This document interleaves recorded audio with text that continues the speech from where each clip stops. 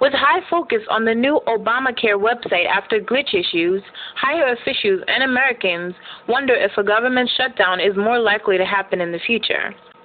CNN says more than 48 million Americans without health insurance must enroll through Obamacare by December 23rd to have coverage starting on January 1st. Every American must have health insurance by March 31st, 2014, or face penalty fees. Applicant numbers have reached 365,000 after website glitches.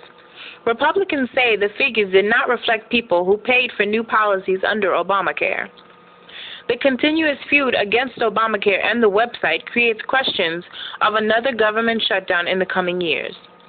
Behavioral science professor at Jour College, Conrad Dyer, says it depends on whether we will face another government shutdown. You know, it depends. I mean, look, everything is a political game.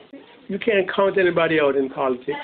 You know, if something good happens, the Republicans, you know, will try to find some, you know, something to beat down about it.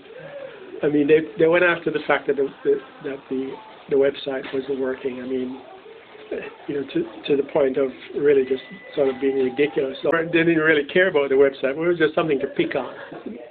Millions of people trying to access it. But the good news is that, you know, it's mostly fixed, and will, I guess, continue to be improved. So GOP critics has called Kathleen Sebelius, Secretary of Health and Human Services and person overseeing the website, to be fired because of its remaining errors. Sebelius emphasized steps she would take to find out what happened with the rollout to prevent future problems.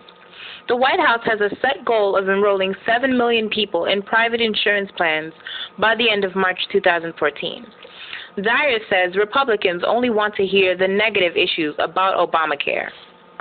Members of Congress, and they go to different committees to have hearings about Obamacare. The hearings that they're interested in, they're partly the only one to hear from people who suffered through Obamacare. You know, they want the bad news. And apparently, except when they got there, they were told, well, you know, this is what we want. Now, they would only allow people to, you know, to speak who, you know, had something negative to say. Meanwhile, apparently outside of wherever they had these hearings, there were crowds of demonstrators in support of Obamacare. With no Republican support of Obamacare, Republicans continue to build more ammo to oppose the policy. Voice of America News says House of Representatives has passed a bill to fund the federal government operations of $1 trillion annually for the next 2 years to avoid the threat of another government shutdown. The Republican Party is still calling for an investigation into the website.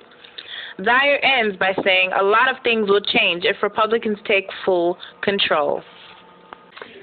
I certainly don't expect another shutdown before in this coming year. I don't, because the elections is coming up in 2014, you know, and so the Republicans, they suffered as a result of the last shutdown.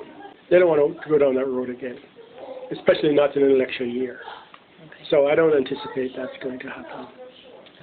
Now, here's what they're likely to do. They're likely to, you know, say they're revamping, you know, Obamacare, and they just sort of, you know, dress it up and put a Republican theme on it, you know. I mean, and so essentially keep, you know, large portions of it, because some of the things that people have experienced, they like, and they're not stupid. They're not going to get rid of the things that people like, you know.